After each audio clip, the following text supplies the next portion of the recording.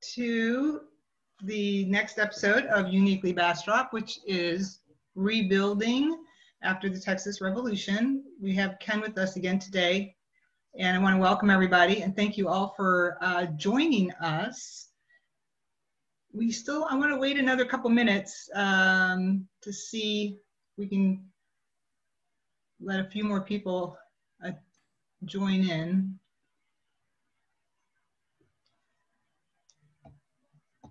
Next week or month, can we have a sitting at a potbelly stove whittling while you're waiting for people to come? Well, sure, why not? Okay, well, I was going to recognize a couple people, but I'd like to do that at the end because they're not on board right now. Is that okay with you, Ken? Okay. Okay. As long as I get to comment at the end. All right. Well, without any further ado, Ken, I'm going to make you the host so that you can share your screen and take it from there. So I now lose all my powers. You're on.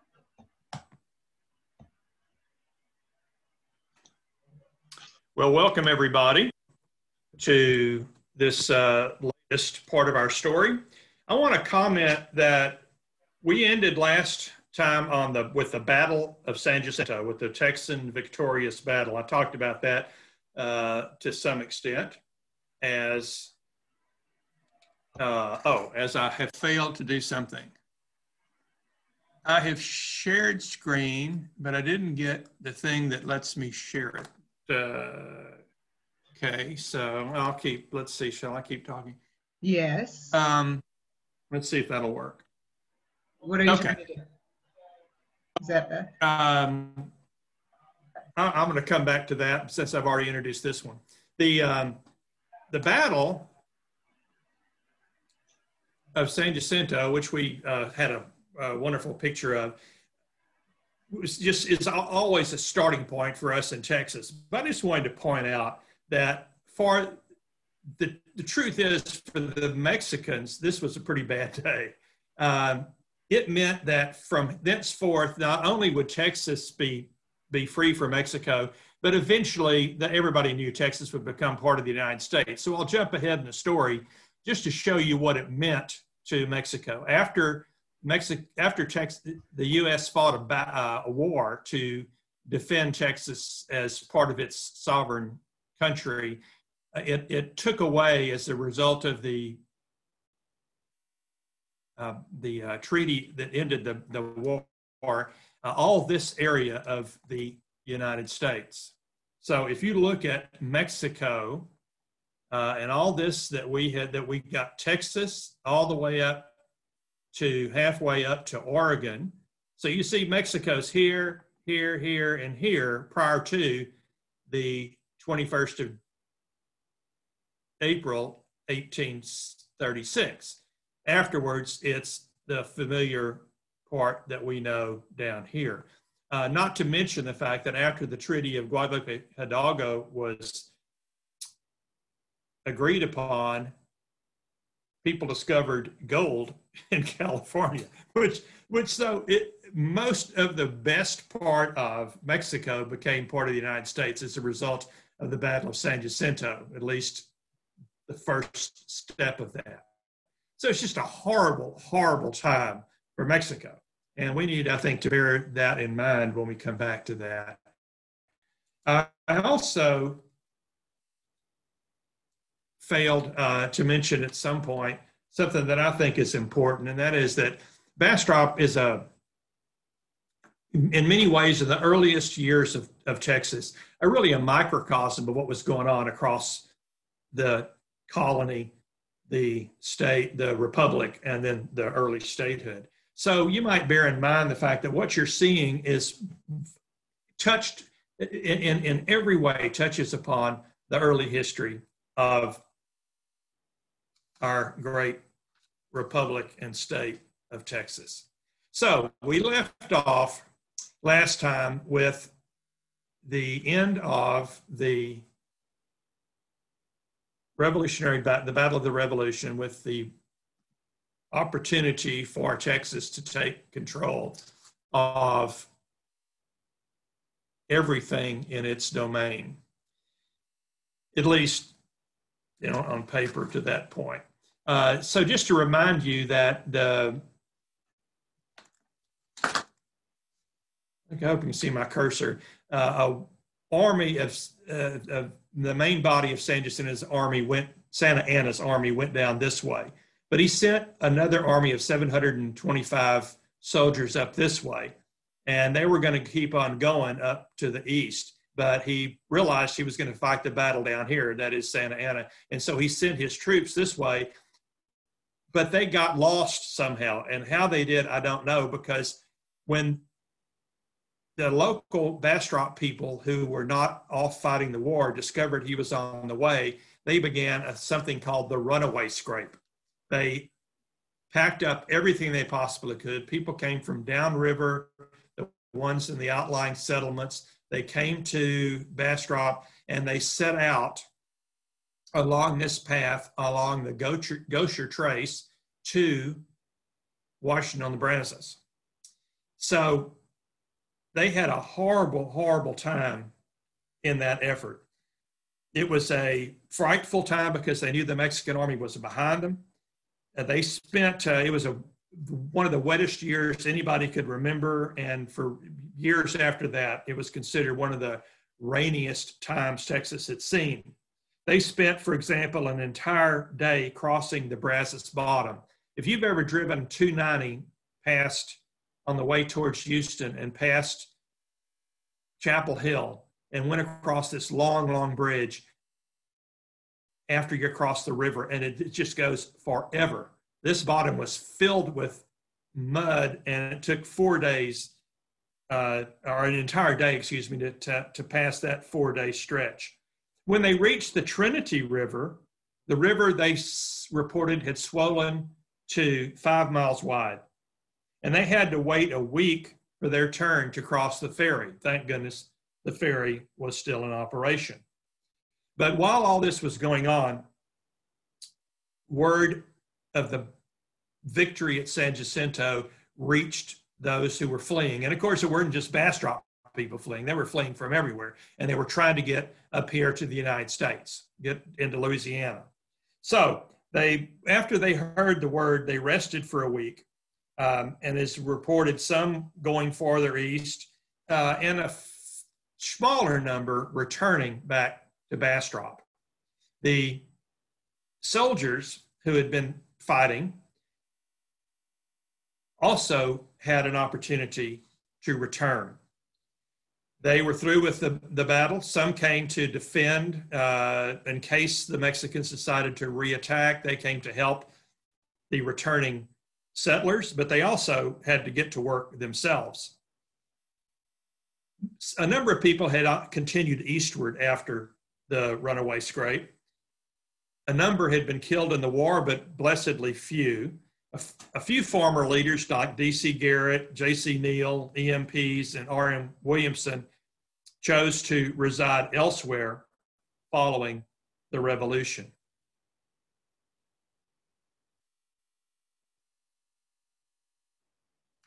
There were little influx of settlers coming in. The stream that was so strong in 1834 and 35 as the town began to grow and grow and grow, now slowed to a trickle. For a couple of years, authorities reported Bastrop as a depopulated county. Those who returned to build were only the hardiest and bravest, or perhaps the most foolhardy, as I said, of those who came in the first place. But they faced particular problems. The threat of Indian attack, coming into the settlements, raiding farms, stealing, etc., attacking and killing, was reported to be the worst in early Texas history. The families returned and lived in Bastrop, even though it had been sacked and most of everything burned and destroyed. They began to set up camps, build places again, as they did in the early 1830s. The men went out in armed squads and worked their farms together, still tugging away at a late crop. there in the summer of 1836. They had temporary help from some of the soldiers in the area. The Army dispatched 180 soldiers from San Antonio to offer protection. R.M. Coleman raised 3 companies of Texas Rangers to further aid the cause. And the Rangers were able to check hostility for a while, but few in number. They could not fully protect the wide area given to their charge. Despite their presence, costly Indian raids continued as in killings on both sides. Also, there was fear of Mexicans lurking. There was fear that they would return, that they would come back and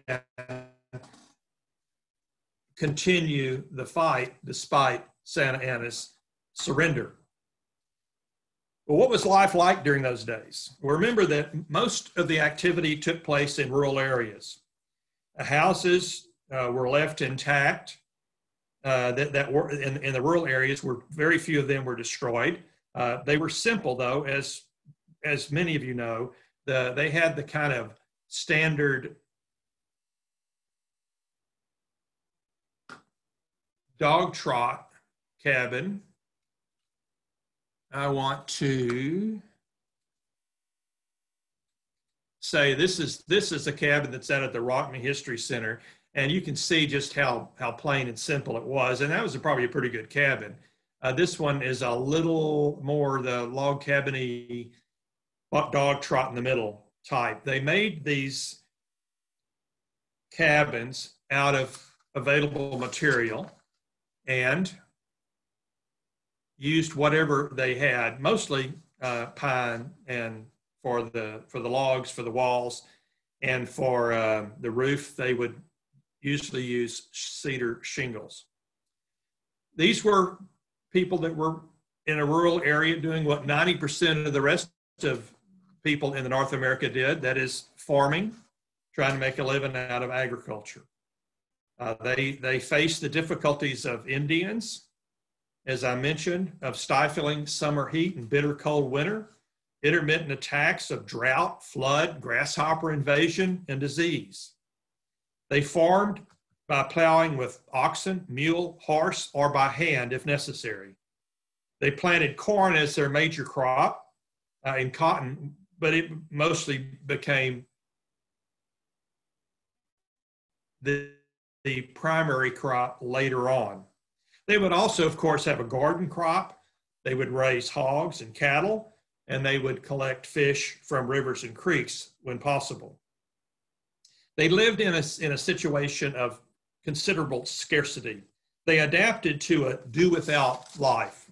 They had bartering because there was no money. They would trade this for that. They would help each other out.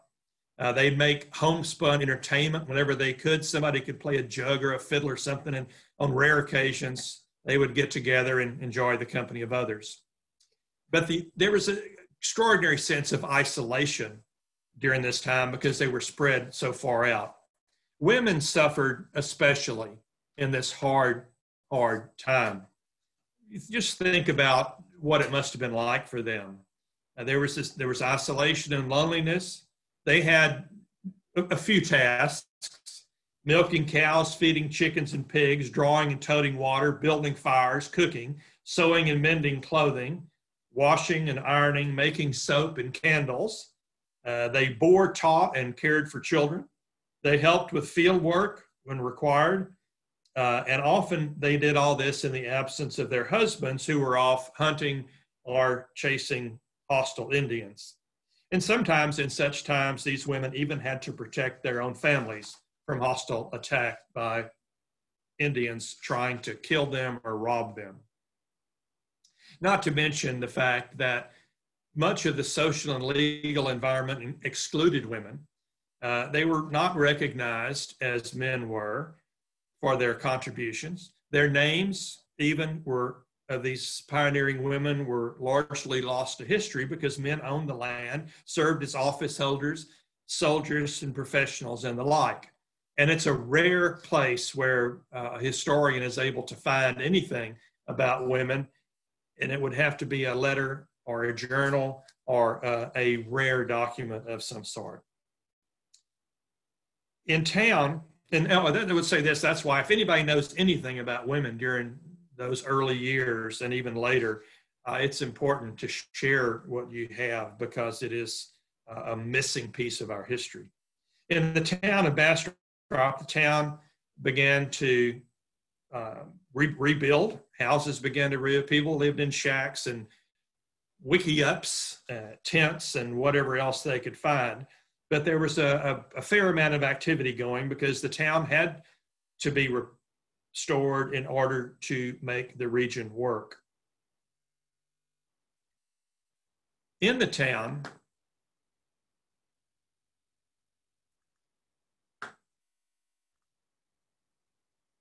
the Mexican government had laid out some very interesting, I'm gonna have to squint to read this, had laid out in the foundation of the town, the granting of the town, they had designated what I have put in a graphic form here, a central square of the Constitution, which I'm suggesting was, but you see those street names, was in that area. It's probably the closest opportunity.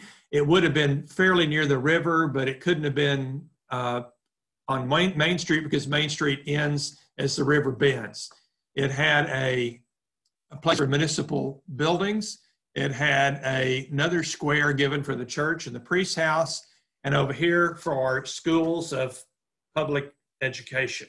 So I'm suggesting that College Street would have been the street below the schools. College was just a word for schools in Mexican. Government Street, which is now Emil, would have been obviously the street that bordered the municipal buildings and Constitution Square. And then I think it's pretty obvious that you name something after Austin when he's the real founder of the town. And so we know that these streets fit this pattern. So I suggest that's interesting, except it never was developed. And it wasn't developed because the area down, we can't quite see, I think this is Gills Branch here, but we can't quite see the crossing. But the area down in the lower end of town flooded, especially in 1836 during that, I mentioned that very wet winter. And subsequent history has shown that Gills Branch, which is taking the drainage from almost all of Bastrop, anything that Piney Creek does not get, not only fills up from the drainage coming off the hill and coming out of town, but when the river got pretty high, it began to back up. I don't know if the river ever overflowed in recorded history, but it had a backwards way of overflowing by pushing Gills Branch up into here. So as a result of that, the citizens decided to build on the highest part of ground, which was Main Street and Church Street in this area here. It did not flood. And it was important for them to find a place that was high and dry. So instead of developing a town square like most Mexican towns did, instead, it developed along Main Street in the configuration that we now understand. In addition to that, want to point out that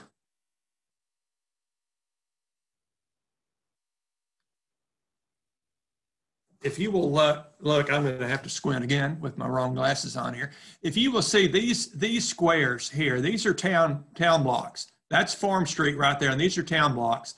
The houses were built in this area, and they had these 12-acre farm blocks, which is like this one here, and this one here, and this one here. And they were used for farming, for agricultural purposes. Sometimes somebody would get a 12-acre lot, live on it, and farm. But the town people lived here. Sometimes you would have a house here and a farm out this way. So the farm lots begin at Farm Street. And that's a very important designation for the town as it set itself up. I want to just give reference to this map for a second to say that it's not a map, it's a 1931 aerial photograph, which is down in the bowels of the museum, and I'm hoping someday will be restored to a more appropriate place upstairs, because it's just an extraordinary graphic for us. It's now almost 100 years old, and 100 years, only 100 years after the 200-year ago beginning of our history. On an important thing to point out as well as I end this little section is to say that I remind you of Bastrop, Mina Bastrop. On December 18, 1837, President Houston signed an act incorporating the town of Mina by Texas laws, the same as that for San Antonio as the model. It also set up the county of Mina as following the same rules of all counties. But on the same day, having made that change, Houston also signed a bill restoring the name of Bastrop from Mina. So it changed and altered the name of the county and town of Mina to that of Bastrop, 1837, December 18. And from that time forward, we have had our rightful name. Originally called Bastrop, then called Mina for 4 years almost, then called Bastrop from now on. Bastrop, Mina, Bastrop, not the other way around. I'm going to stop this talk at this point, let Kay make her announcement, and we'll see if we have any questions. Well, Ken, I also have a question, though. We have a question from somebody listening in and watching. Why was Buttonwood offset at Pecan? Say, what about why Buttonwood? Why was Buttonwood offset at Pecan?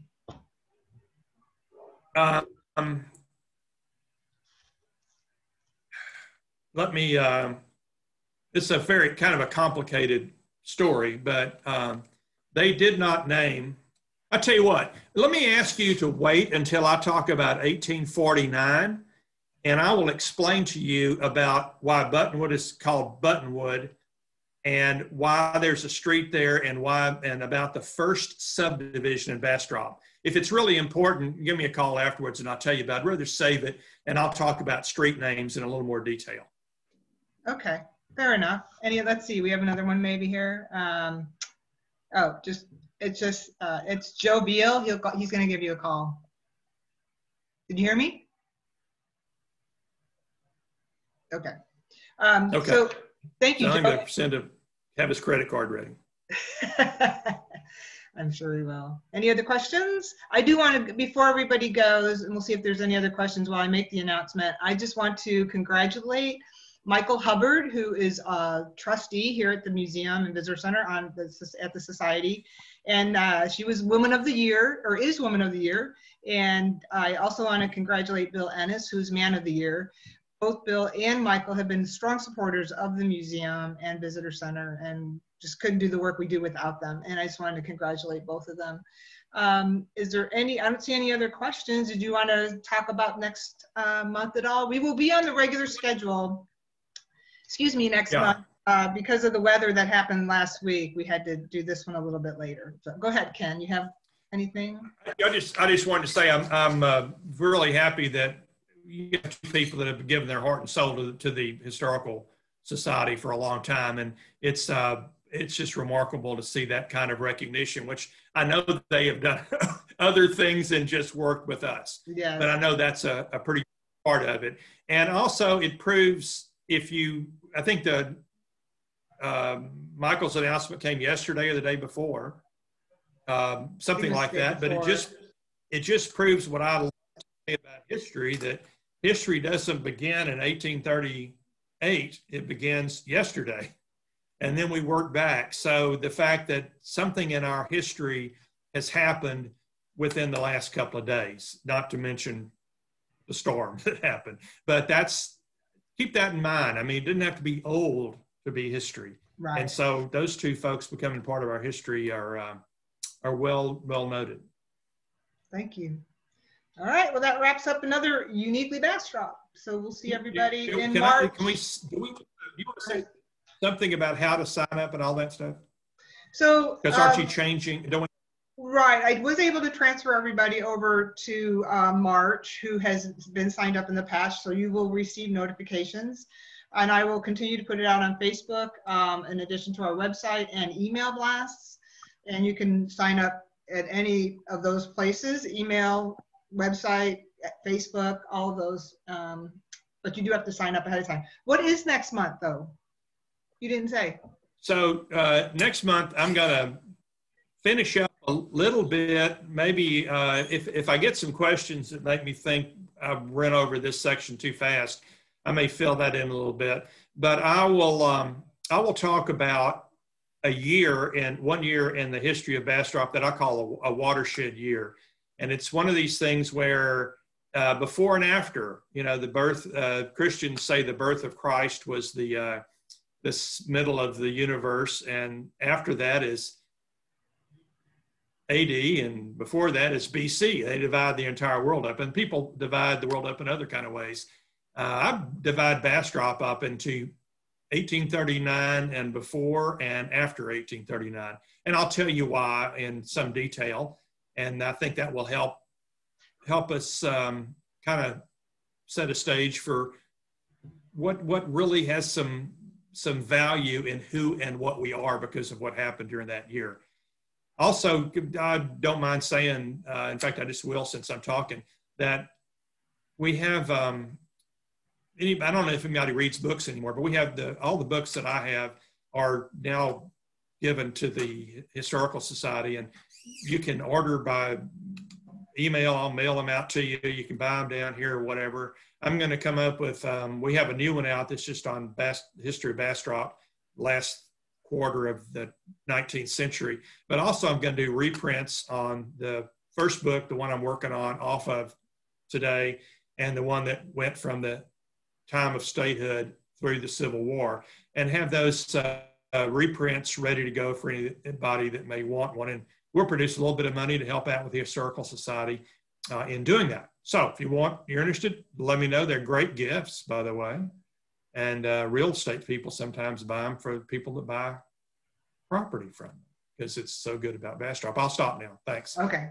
Thank you, and everybody. I'm going to we'll see you next time. end the show because just say end. Thanks, everybody.